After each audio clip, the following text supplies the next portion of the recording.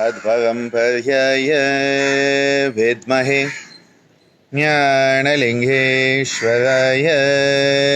धीमहि तन्नो गुरुः प्रचोदयात्। ॐ योग महर्षि डॉक्टर स्वामी गीतानंद गिरि गुरु महाराज की जय। Namaste, Swagatam, welcome, and we're off on to a new day. We're off on to a new start, and I felt that I would start exploring the concept, and in that we are going to be coming back to many of the concepts we have already looked at, and we have looked at, we'll be coming back and refreshing.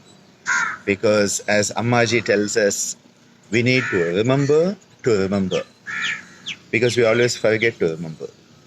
And I think this is a very important quality, as Patanjali tells us, that for a yoga sadhaka to attain the highest states that are part and parcel of the yoga life, one needs smriti, retention, and the power to learn from past experiences. When we can learn from past experiences, we can make sure we don't repeat the mistakes of the past, and that we do the exact krama. Again, Patanjali. We do the krama that brought us the positive result, so we know what we need to do. It is like, Tejasvi has been making some amazing stuff in the kitchen for us. One of the plus points of the lockdown has been it kept a few of the students of the 6-month course back in the ashram, and Shirley and Tejasvi have been helping out Amma with a lot of excellent karma yoga. But Tejasvi has been whipping up some amazing stuff in the kitchen. Now, when you want to whip up something like that, you need to know what you did last time that resulted in this amazing meal being created. And then what you need to do is do that again if you want another amazing meal to come. But most of the time, we don't remember what we did last time that produced that meal, and so we are always off on a new start. And this is something one has to be careful, because in the yoga path, we need to remember, and we have to have the capacity to know what sequence led to what. Because if you know the sequence that led to something, if it is desired, keep that sequence going. If it is undesired, stop that sequence the moment you witness it manifesting. Today, I know you all think I'm going to talk about the digestive system. No, because I started off on food. That is about the sequence, the recipe. Coming back. What we are going to be looking at is basically the concept of the spine and yoga, because I think what happened the last few sessions is it's become a bit too much for many people, and even I had no idea what I was saying. So I thought, let's take a step back.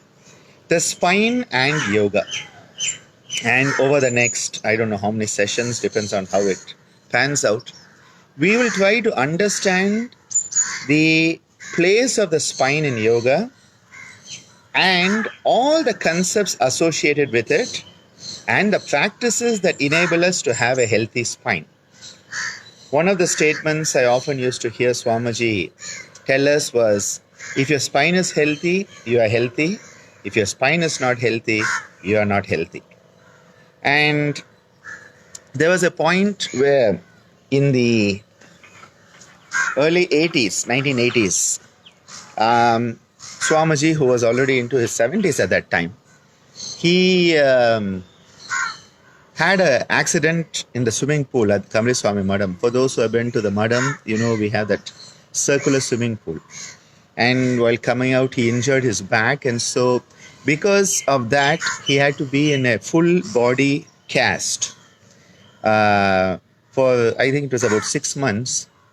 And it was quite an experience. And thanks to the yoga therapy, the yoga chikitsa that he had taught his students, including our Yoga Shri Arunanatha Giri of South America and, of course, Palermo, he was able to then, get back onto his feet, and not only get back onto his feet, he took us on a wonderful pilgrimage to the Char Dham in the high Himalayas. So, Swamiji, when talking about the spine, it was not only a theoretical experience, he really knew what he was talking about and what goes with it. And yes, as Dr. Meena points out, you are as old as your spine. And nowadays you see the young people and you look at the X-rays and MRI scans and you wonder, because what is happening is degeneration sets in very early these days. The spine in yoga is given a term Brahma Danda, sometimes also called Meru Danda. Now, Meru is a concept of the mountain on which everything rests. And the giant mountain on which everything rests. And we have stories of Mount Meru being used by the Devas and Asuras to bring out all the stuff from the Milky Way, including the Amrita, which is what they were looking for. Along the way, the Hala Hala poison also comes out and Shiva has to drink it, making his throat blue and getting the name Nilakanta. So one is the word Meru Danda. The word that Swamiji used to use a lot is the Brahma Danda. So the word Danda is referring to a staff. Now in India, when we talk about that, normally we use the word staff as people working in an establishment. But here that word staff, S-T-A-F-F, spelled the same way, implies like a very thick stick. And when I'm explaining this to people who are talking about, these concepts in India, the word staff doesn't ring a bell. So that is why you have to say it is the walking stick of the divine. But again, stick, when you say stick, you think of something very thin and flimsy. Whereas a staff is like more a robust support system. So the reason I'm stressing on this is when we say Brahma Danda, we can say that this is the support system through which the universal energies can flow. And so it is supporting the flow of the universal energies, which is why it is called Brahma Danda. Because it's easy to say the walking stick of God, and you say, God needs a walking stick, he must be an old guy. And you dismiss it. The problem with all these concepts, when we don't translate them and understand them properly, is we dismiss them. So Brahma Danda refers to some part of us, and it has to be a solid part of us, that is enabling the universal energies to flow through us. And if that part of us, that Brahma Danda, the spine, is not healthy, the universal energies are not going to flow as they are meant to flow in a healthy, harmonious manner. And then what happens is they get distorted. And it is in the distortion of the universal energies that then so many of the psychophysiological concepts come in. So if we want our spine to be healthy, we need to take care of it. Because the biggest issue when human beings stood up on two legs and became those featherless bipeds from being, furry quadrupeds, what happened is that the moment we did this, this spine which was designed, and I repeat this, the spine was designed for being on all fours. The spine was not really designed for standing up. So what happened is suddenly the whole weight of our head, people talk about people having big heads, big bloated heads. Yes. Now this huge head with the brain, the skull, now suddenly the whole spine had to support this. And suddenly the whole effect of gravity started to come down on the spine, pushing down on the spine, rather than as it would have pushed if the spine was horizontal. A horizontal spine enables you to overcome the negative effects of gravity on the spine, whereas a vertical spine increases the negative effects of gravity because it was not really meant to support the head in that way. This is one concept. The second concept is you find people talking about keep your spine straight. Now, I hope you don't keep your spine straight and you don't have a straight spine, because that is unhealthy. Because when we stood up, nature said, I'm going to have to help these people, because now the spine is going to take all this weight. And so what happened is that certain curvatures developed in our spine. So these curvatures in our spine are essential for the weight to be distributed in a healthy way, so that we are not harming our spine. And so you have a very nice curvature in the neck, curvature in the thorax, curvature in the lumbar area, and curvature down at the sacral coccygeal area. So the coccyx, you have something like this, okay? This is the coccyx, like this. And so you have the sacrum and the coccyx. This type of movement is there. The C goes like this. At the lumbar area, the C goes like this. Okay, so you have a C going like this, C going like this at the lumbar area, the opposite direction. In the thoracic, you have it going in the opposite direction. And then in the cervical, the opposite direction. So you have 4 curvatures. You have the lower one, which is the sacrococcygeal, the lumbar going the opposite direction, the thoracic going the opposite direction, and then you have the cervical in the neck, the opposite direction. It is amazing how these curvatures are there. And each curvature, because actually, when we are born, we basically have one C curvature. It's just one curvature like that. And then what happens is your head starts to come up like that. So you develop this curvature. Then you start to crawl around and you start to walk and you start to develop the other curvatures. And so over a period of a few years of childhood, healthy childhood, we develop healthy curvatures that enable us to have a healthy spine as we grow older and as our weight increases, and of course as the head weight, the weight of the head, the ego, increases also. Many people, when you look at the X-rays and the MRIs, the one thing that strikes you straight away is the loss of the curvature. And this is not healthy. Many people don't have a curvature in the neck, and the neck bones are very thin, very brittle. And this is one of the reasons why we end up with an unhealthy neck. Similarly, you find the lumbar curvature gets lost. Sacral is more or less stable because of the shape of the sacrum. It sort of is there. But the lumbar curvature and thoracic also, it is maintained because we breathe and the lungs expand. So you don't find so much of a loss in the thoracic or in the sacral. But in the cervical and the lumbar, you often find it. So it is vital that we are through yoga trying to maintain, retain, sustain, and regain healthy curvatures of the spine, which means you need to be doing forward bending postures and backward bending postures in order for your spine to have this curvature as normal. You need both. Most of us are not doing any bending, first of all, but if we do, it's usually in a single dimension. And then what happens is we say, oh, I only get forward bending asanas, and so they focus on that. Or I am excellent in back bending and they only focus on that and they never focus on the other side. This is a very important concept. So I thought let us just start off today giving a good stretch to the spine. So join me as we give a good stretch. Coming up into the standing position, let us shake our feet a bit. We have been sitting for some time. Giving the feet a nice shake. A very nice shake of the feet. Excellent. Now the hands. Now the whole body. Give a nice shake. Excellent. Very nice. This is the way you have to shake yourself. Give yourself a good shake. Shaking is waking. So wake yourself up. I can imagine all of you there sitting back on your chair with your morning cup of tea or coffee and just watching me. Get off that couch and start doing it, okay? Huh? This is not armchair yoga. Huh?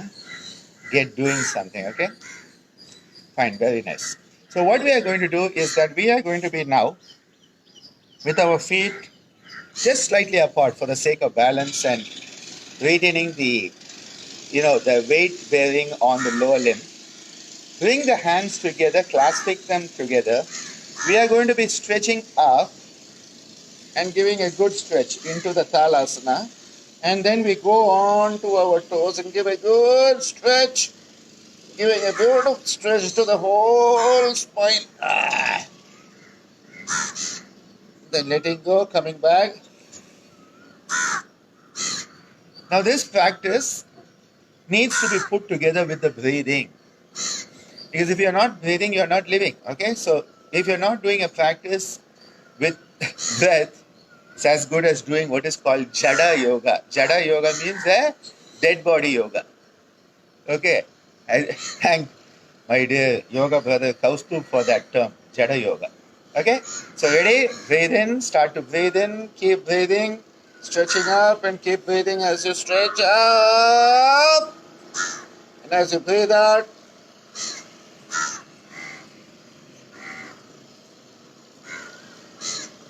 a very beautiful stretch to the whole spine. Come on.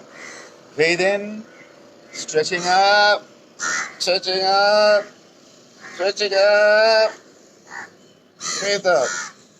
Coming back down, coming back down, coming back down. Once more. Breathing in and stretching up, stretching up, stretching up. Breathing out. Coming back down, coming back down, coming back down. Take a few moments and just contemplate the beautiful stretch you have given across your spine.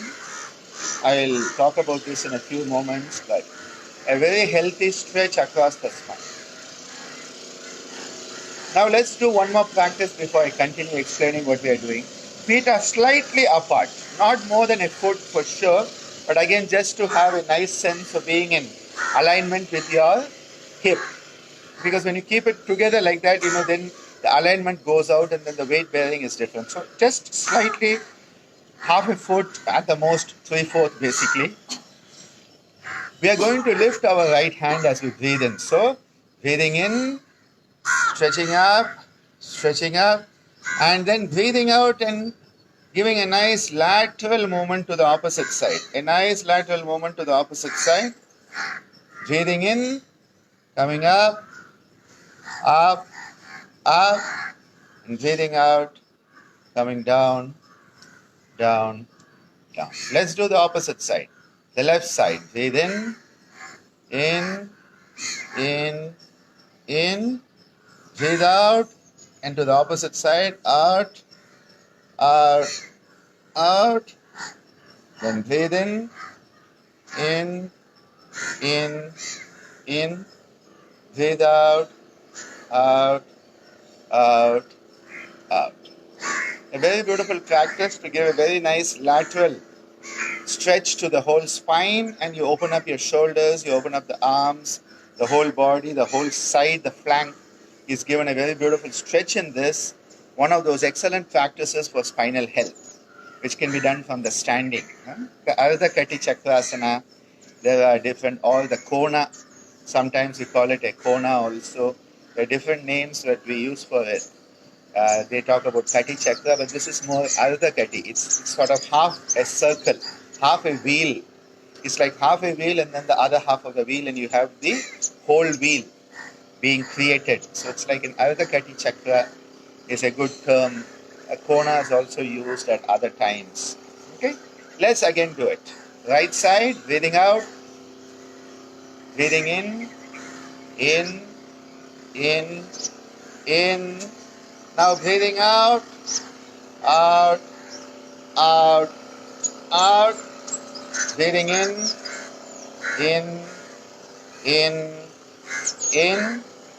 Breathing out, out, out, out. Breathing in, in. Breathing out, out, out. Breathing in,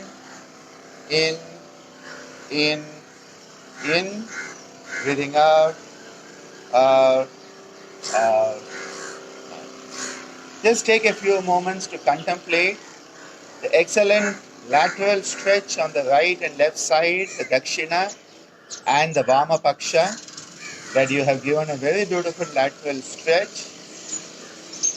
Both of these practices the Tala, which we have done more as a Kriya, and Ardhakati, which we have again done more as a Kriya, sequencing it with the breathing.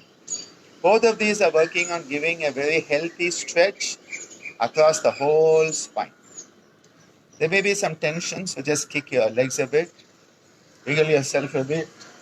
If there's any tension, give yourself a nice kick, a nice wiggle. When we do these practices, often some tensions come up, giving yourself a nice wiggle around, shaking, and now holding, taking in the breath, holding the stress and throwing it out. This shaking and throwing out is with a Bastrika.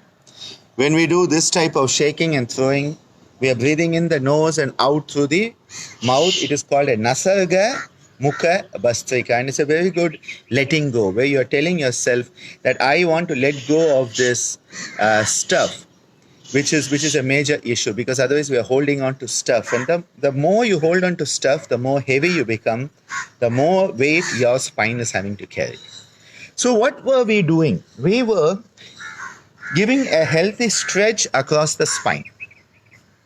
Why is the stretch important? You remember I told you that we were, as a human being, not designed really to stand up on two legs. Not really designed for that. And so what happened is that this weight, as it comes down, it starts to compress. And so the space between the vertebrae starts to become less. So one of the first signs of diseased spine is often a reduction in the space between the vertebrae. And tomorrow I'll talk a bit more about these components of the spine. Today I'm just keeping it as a concept. Tomorrow we look at the concept, the components of the spine, and then you will realize that, there's so many components we are dealing with. But what is happening is that instead of having a spine like this, the spine starts to get compressed.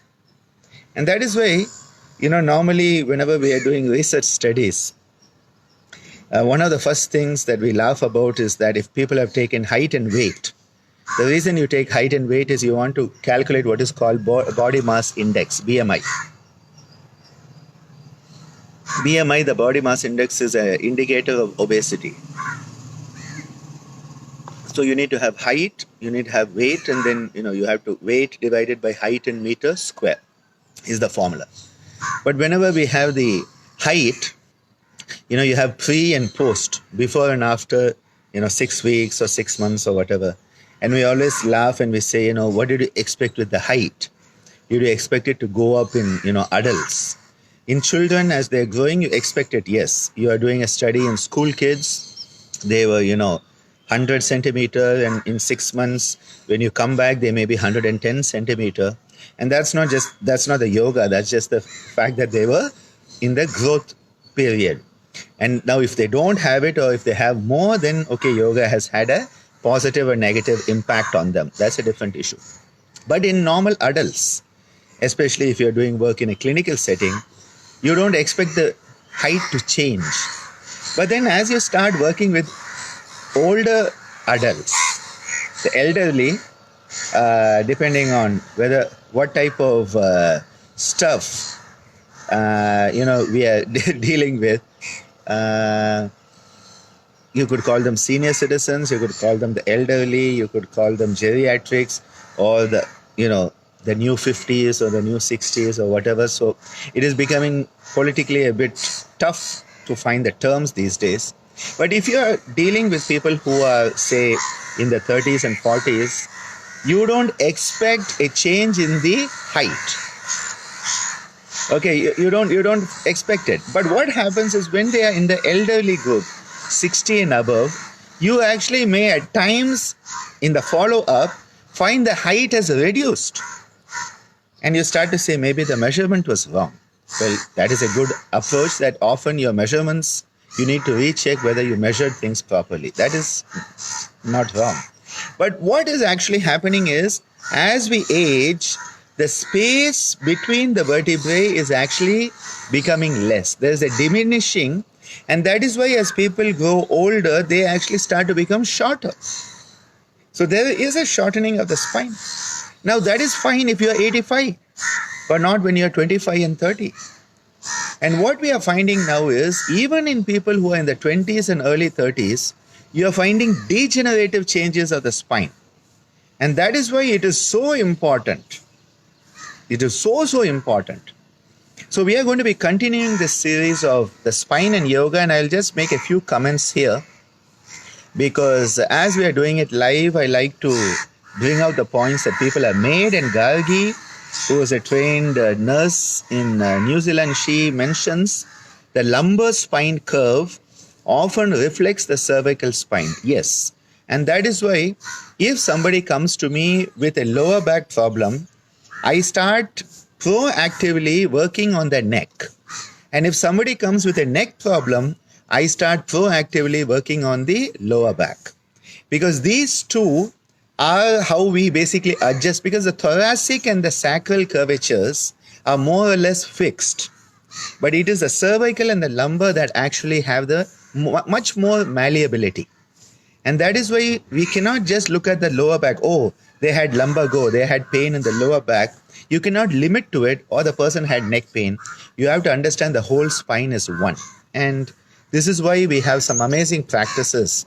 And speaking of Gargi, I remember when I was down under some time ago, few years ago, many years ago. And she took time out from her work to travel for those 3 weeks with Murali and I to different places in Australia.